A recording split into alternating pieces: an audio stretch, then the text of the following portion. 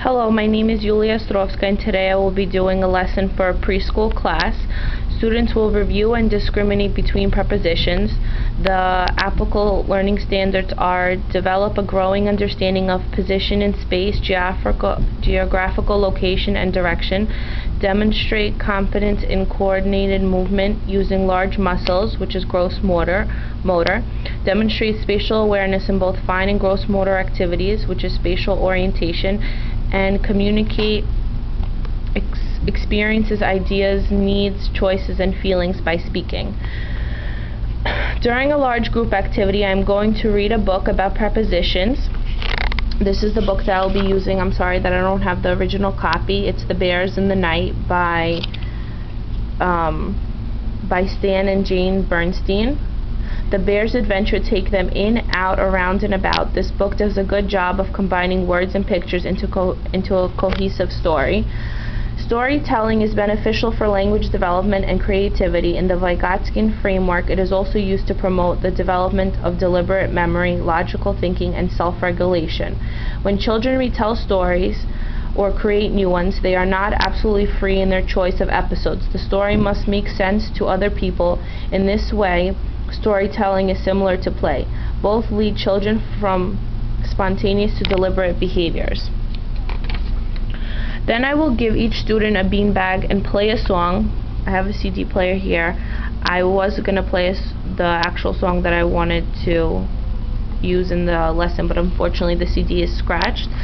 But it's a song that's directing the children where to place their beanbag: in their hand, under their chin, etc. Songs in which children must make a specific movement along with the words, finger plays, and acting out stories also require the inhibition of motor behavior. These are more advanced than other games because children must do certain things at a specific time and way. I will then review the prepositions by eliciting answers about various objects throughout the room. I could say, I see the green ball. Can you see where the ball is? Then I will direct the students to place objects in different places. Can you put the cup on the shelf? You could just use anything that you have in the classroom and just work with it. I will then set up an obstacle course for the students. I will get one student to demonstrate how they are to maneuver through the course, and when they are confident and the class understands, I will have each student take a turn through it. This is just one of the obstacle courses, and you could just pretty much do anything, and you could use your room and make it an obstacle course. Like Piagetians, Vygotsky think that children are able to engage in games at around 5 years old. Vygotskians, however, consider games to be direct outgrowth of play, and that they also have imaginary situations and rules. Games are distinguished from imaginary play by the fact that imaginary situation is now hidden and not explicit as it is in pretend play, and the rules become explicit and detailed instead of being hidden or implied. Later I will review the prepositions they have learned by instructing the students to verbalize the prepositions as they are completing the obstacle course. As the students maneuver through the obstacle course, I will remind them to be aware of the prepositions they have learned. I will ask each student questions as they complete the course. Understanding preschoolers' physical and motor development enables you to understand why active learning is so important. Preschool children are learning to use and test their bodies. It is a time to learn what they can do individually and how they can do it. Locomotion plays a large role in motor and skill development.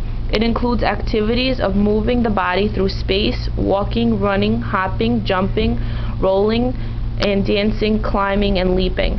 Preschoolers use these activities to investigate and explore the relationships among themselves, space, and objects in space. Lastly, I will make everyone go into a large group. At this time, I will review the activities and ask questions about about the obstacle course completed. I will make sure to reflect upon the prepositions learned and then engage them in a game of Simon Says using prepositions taught. Motor activities are important in helping children to develop self-regulation. The most beneficial games are those in which children stop and start on a cue several times during the game. Games such as Simon Says require that the child will wait until there is a verbal command before moving. The commands can be given by other children or by the teacher. I will be able to assess each child's understanding of the prepositions during the summaries and obstacle course activity. When needed, I will provide extra attention to students, helping them better understand the concepts being taught. The students are given multiple opportunities to learn about prepositions, allowing them to remain interested and engaged throughout the lesson. I think that this is a great activity to use because it is combining both knowledge of prepositions and gross motor skills. Thank you very much. I hope you enjoyed my lesson.